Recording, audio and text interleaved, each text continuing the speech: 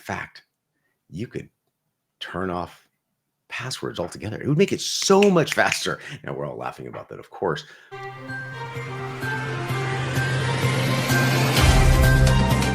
This episode is made possible by OIT VoIP. Find your best-in-class revenue generation for MSPs all over the world. Learn more via the link in the show notes. Good morning, and welcome to the December 14th episode of MSP Dispatch, your source for news, community events, and commentary in the MSP channel. My name is Tony Francisco, and today we're doing it again, going solo. I know it's a lot to handle, me talking about an article and you're sharing my anxiety and all the cool educational experiences all in one component, but you got to take it because I have to go through it. I read these articles, I freak out, I share what I see, and hopefully you get some benefit out of it. In fact, I actually hear personal feedback. Some of you private message me about how you send some of these articles to your customers, and it actually resulted in another business opportunity. I love hearing that because those are the real success stories. But the fact that you're actually making an effort and you're exposing this to your customer, huge win for everyone. So with that, let's get into the stories.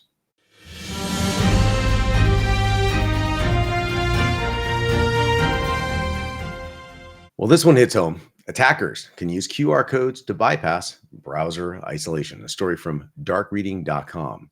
Researchers have identified a method to bypass browser isolation using QR codes, enabling attackers to send malicious commands from a command and control C2 server to a victim's device.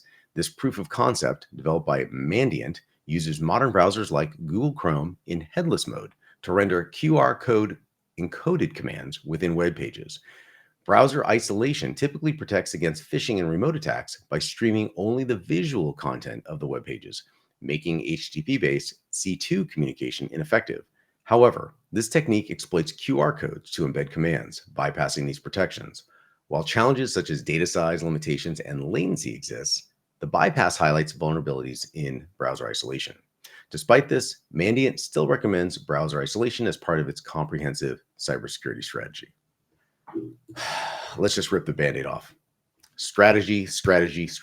What is your strategy? What is your framework? What are your policies? What are the processes to support your policies? What are the mechanisms to automate and support the processes that you have implemented that, of course, are adhering to the policies that you have created on?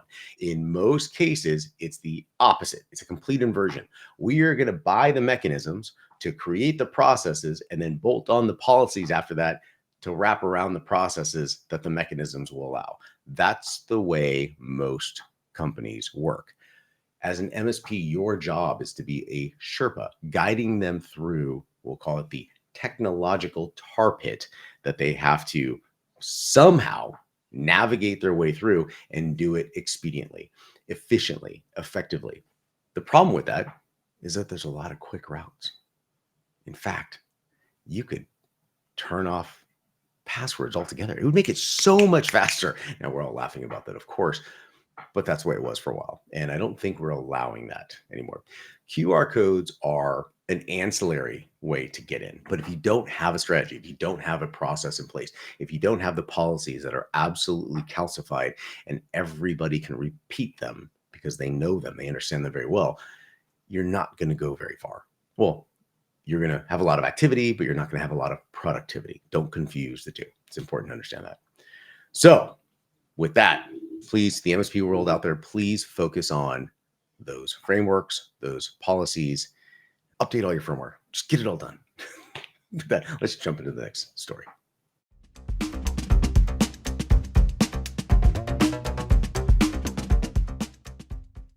Coming in hot, Windows 11 cumulative updates have been released in a story from bleepingcomputer.com. Microsoft has released KB 504-8667 and KB 504-8685 cumulative updates for Windows 11 version 24H2 and 23H2, addressing security vulnerabilities and adding new features. These updates were part of the December 2024 patch Tuesday and include build number changes for both versions. Key improvements include better touchscreen gesture settings, jump list enhancements, and IME toolbar adjustments for Chinese and Japanese character input. File Explorer now allows Android device sharing and resolves layout issues. Updates to dynamic lighting include new effect controls, while Narrator gains functions to skip links and jump to lists.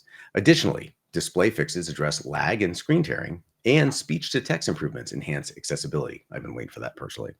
Microsoft is rolling out these improvements, so they may not appear immediately after installation.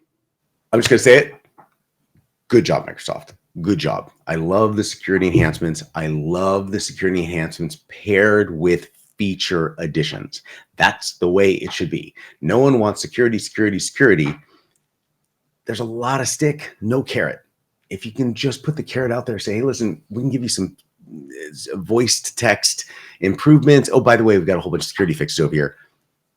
People will jump on that. You will have a much easier way to swallow that pill. I just wanted that voice to text a little bit better. It's always been a little bit shady. I do a lot of my email responses, if you guys know, and text, voice to text. So the improvement was very welcome. With that, I would love to hear from the MSP community. Have you created a timeline for your customers to update to the latest security patches? Now, we're talking end devices. What do they call them now? They call them attack service managers, which is the ASM. The ASMs, the line guards of the world. So what is your attack service management timeline going to look like with this new release? I'd love to hear that from you. And with that, let's talk about other ways to stay informed, up to date community events.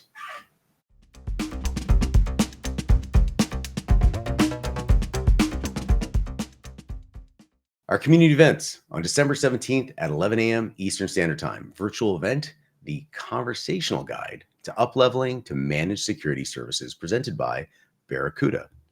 On December 17th at 2 p.m. Eastern Standard Time, a virtual event, the Automation Edge, how MSPs can differentiate in 2025, presented by Roost. And on December 19th at 11 a.m. Eastern Standard Time, a virtual event, how to use AI in your MSP to get more leads and profits while eliminating up to 70% of mundane tickets and tasks, presented by Technology Marketing Toolkit. To everyone out there, thank you so much for listening and watching. For those of you who watch the actual podcast, a rare scene of me actually in a hoodie during these. It's cold here in Tampa, Florida. It's cold for the first time, I think, ever. It's actually cold. So we're trying to stay warm. But it's great that you're staying up to date on the items that are happening, staying educated, and the most important thing you can do, as always, stay safe. Thank you so much for tuning in, everyone. Until next time. If you found this episode eye-opening, catch more MSP Dispatch at 10 a.m. throughout the week.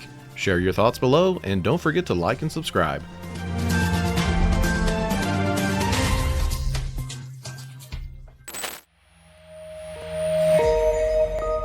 This has been a broadcast of the MSP Media Network.